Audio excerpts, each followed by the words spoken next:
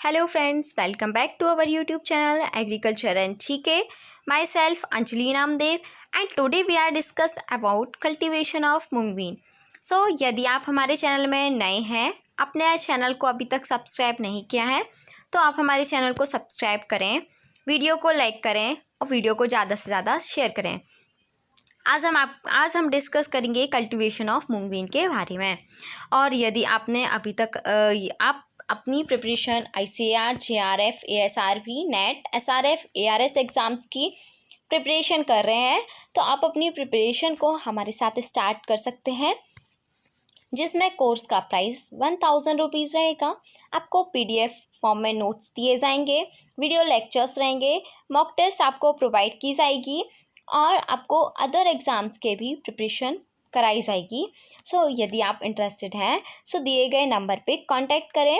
हम आज बात करेंगे नेक्स्ट मूंग बीन और ग्रीन ग्राम, इसी को बोला जाता है।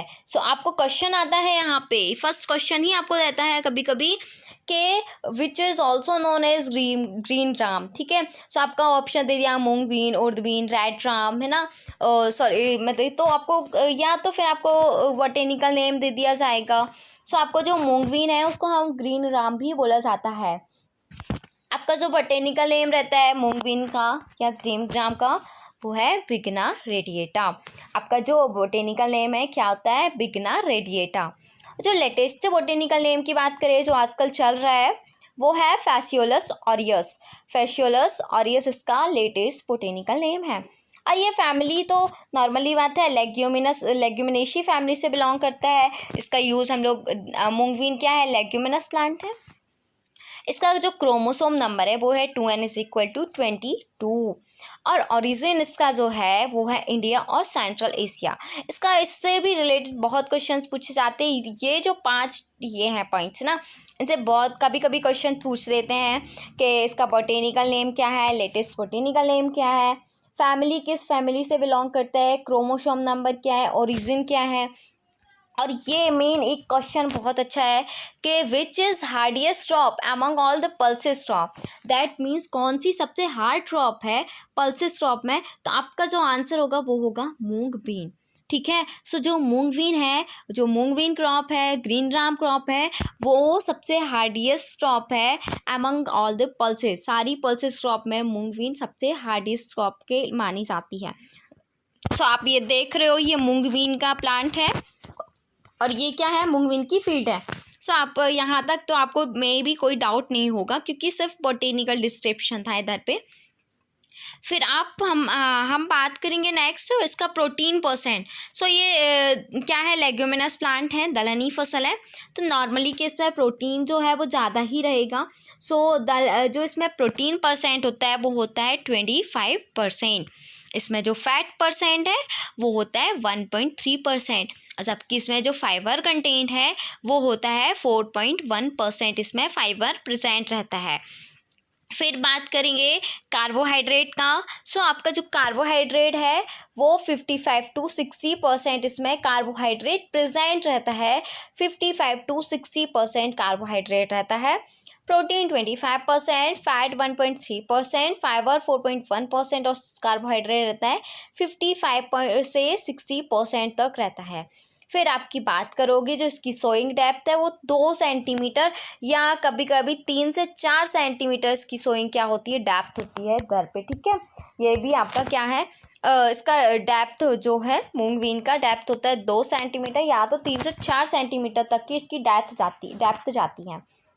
फिर स्पेसिंग की बात करें कि जो स्पेसिंग उसकी रखते हैं 40 × 10 सेंटीमीटर हम इसकी स्पेसिंग दी जाती है।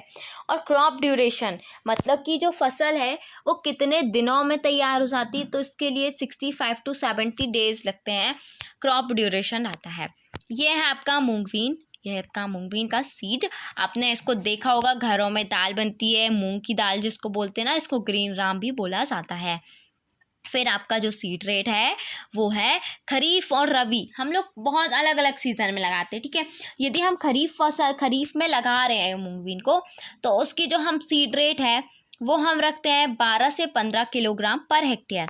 और यदि हम समर में लगा रहे हैं या गर्मी के टाइम पे लगा रहे हैं तो हम उसकी जो सीड रेट रखते हैं 20 से 25 किलोग्राम पर हेक्टेयर। सो यहाँ तक नो डाउट होगा, आई थिंक सो। सो ये आपका सोइंग डेप्थ था, आपको स्पेसिंग भी दे देता है और इसकी सीड रेट पूछी जाती है मोस्टली, है ना। इसकी सीड रेट कितनी रखते हैं आप लोग खरीफ में? 12 से 15 किलोग्राम पर हेक्टेयर। और समर में यदि गर्मी के टाइम पे हम सोइंग कर रहे हैं तो 20 से 25 किलोग्राम पर हेक्टेयर हम इसकी क्या रखते हैं? सीड रेट रखते हैं। फिर हम नेक्स्ट बात करें, सो हमारा क्या है? Sowing time. हम सोइंग टाइम इसको कब दिया जाता है? सोइंग टाइम जो है जून से जुलाई। खरीफ, यदि खरीफ, रबी, जायद, ये तीनों सीज़न में ग्रो की जा सकती है। और यदि हम खरीफ में इसको ग्रो कर रहे हैं तो इसका जो सीज़न है हम 15 जून से 15 जुलाई के बीच में हमको क्या कर देनी चाहिए? इसकी सोइंग कर देनी चाहिए। फिर आपकी बात आती है रबी की। सो रबी का जो सीज़न है इसमें क्या करेंगे? First and second week of October में हमको इसकी सोइंग कर देनी चाहिए। फिर आता है आपकी समर क्रॉप। समर में आप यदि सोइंग कर रहे हैं आप इसकी तो मार्च से अप्रैल के बीच में आप इसकी सोइंग कर सकते हैं। फिर यदि आप इस पे बात करोगे कि इसका सीड ट्रीटमेंट कैसे होगा, तो आप सीड ट्रीटमेंट के लिए क्या करोगे? आप जो सीड ट्रीटमेंट के लिए इसे क्या कहते हैं, सीड बॉर्न डिसीज़ से, सॉइल बॉर्न डिसीज़ से बचाने के लिए इसको हम क्या करते हैं? इसको फॉस्फोट सोल्यूबलाइजिंग बैक्टीरिया या हम लोग राइजोबियम बैक्टीरिया से इसका क्या करते हैं? सीड को ट्रीट करते हैं। या आप सीड को ट्रीट कर सकते हैं थायरम से, with the help of thiram और बाबस्टीन से, at the rate of 2 gram per hectare के पर किलोग्राम सीड के रेट से भी आप इसको क्या कर सकते हैं? सीड की ट्रीटमेंट कर सकते हैं। नेक्स्ट हम बात करेंगे आपकी वैरायटीज़ के बारे में। वैरायटीज़ जो है मूंगवीन की जो वैरायटीज़ है वो है PDM 1, 3, 11, पूसा वैसाखी, JM 2721, मालवीय, ज्योति, पूसा 9551, प्रज्ञा K851, पूसा 16। सो आपकी ये क्या है? इसकी वैरायटीज़ है मूंगवीन की।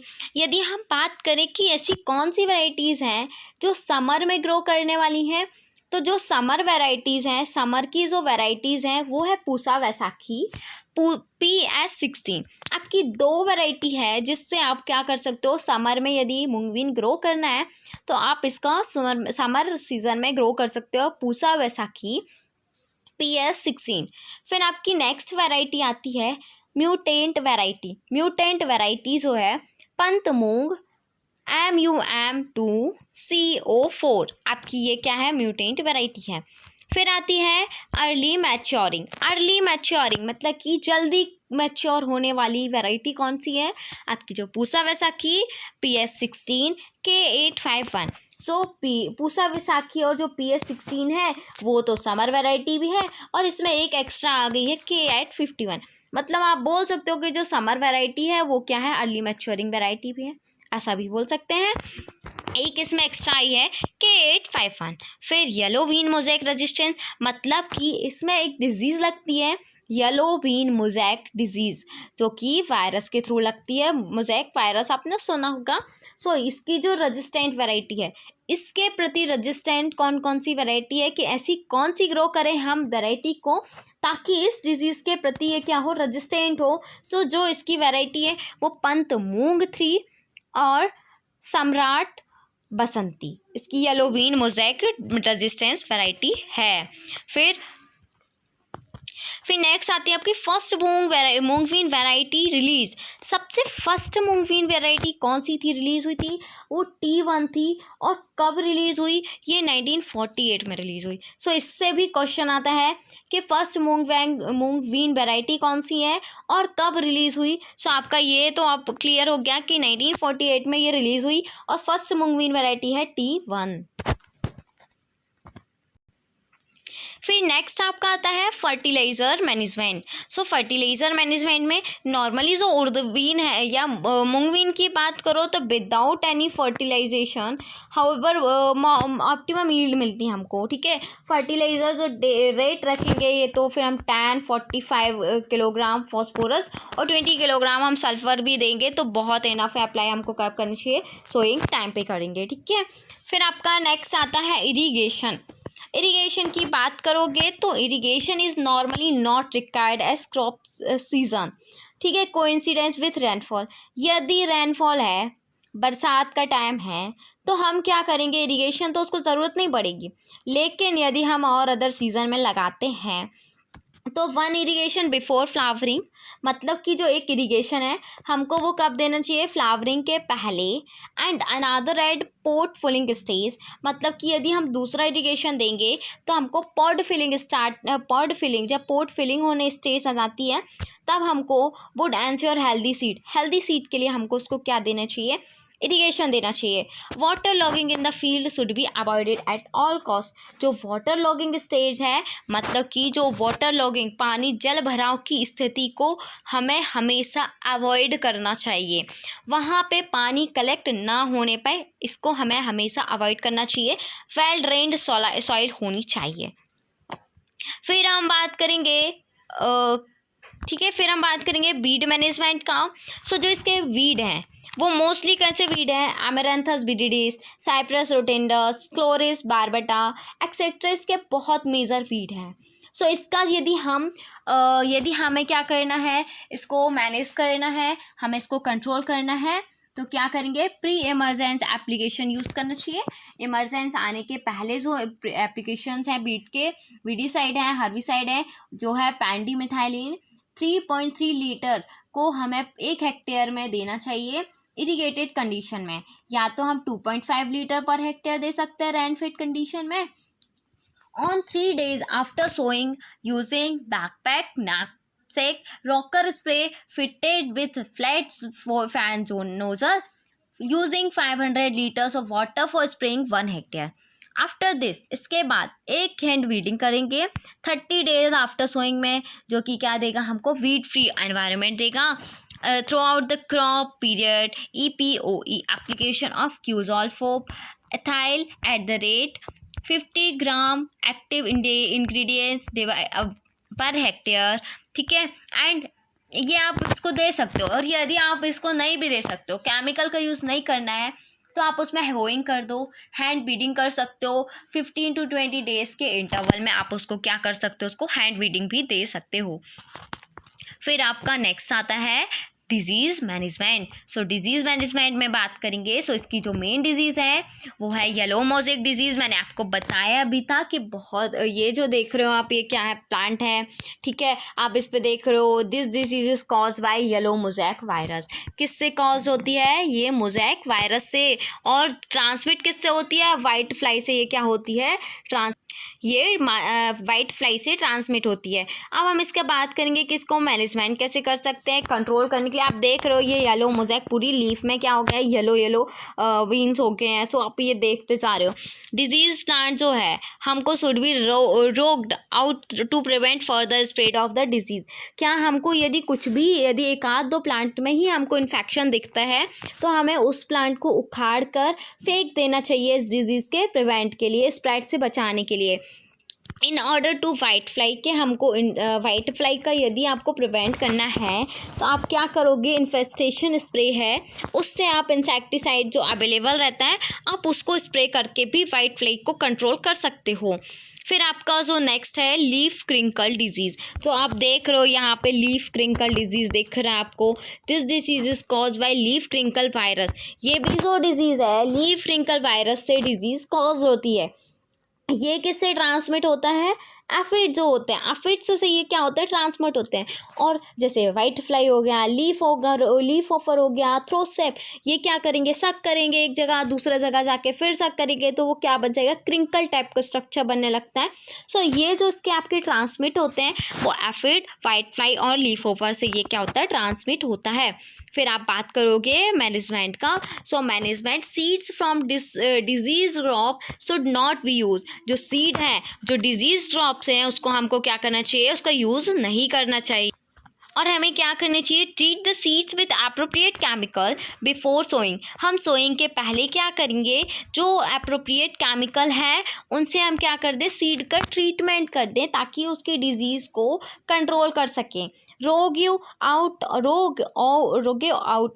The infected plants to avoid contact between healthy and disease plant.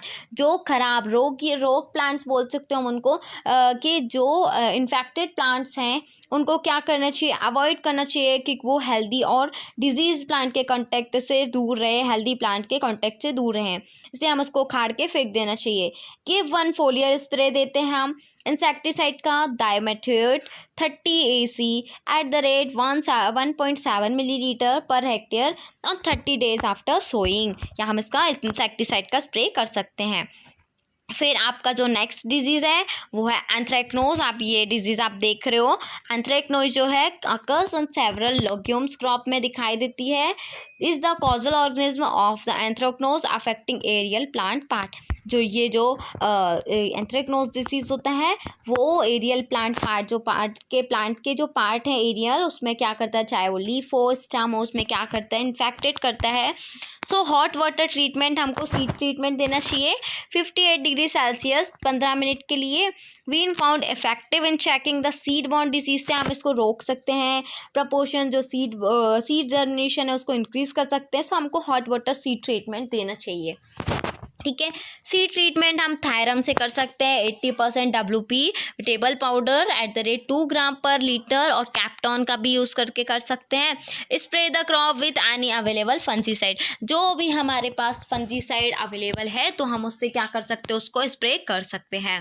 फिर आप नेक्स्ट बात करोगे आप किसका, मूंगबीन की ईल्ड का। तो आपकी जो ईल्ड रहती है वो होती है 12 से 15 क्विंटल पर हेक्टेयर। सो हमारा जो यहाँ पे टॉपिक था कल्टीवेशन ऑफ मूंगबीन वो होता है हमारा कंप्लीट। सो यदि आप हमारे चैनल पे नए हैं और आपने अभी तक हमारे चैनल को सब्सक्राइब नहीं किया है तो आप हमारे चैनल को सब्सक्राइब करें, वीडियो को लाइक करें और शेयर करें। और आप यदि हमारे व्हाट्सएप ग्रुप पे जुड़ना चाहते हैं, ऐड होना चाहते हैं, तो हमारे डिस्क्रिप्शन लिंक में आपको व्हाट्सएप ग्रुप का लिंक दिया होगा, उससे ज्वाइन हो सकते हैं। सो आपको ये कैसा लगा वीडियो आप कमेंट करके ज़रूर बताएं। So thank you.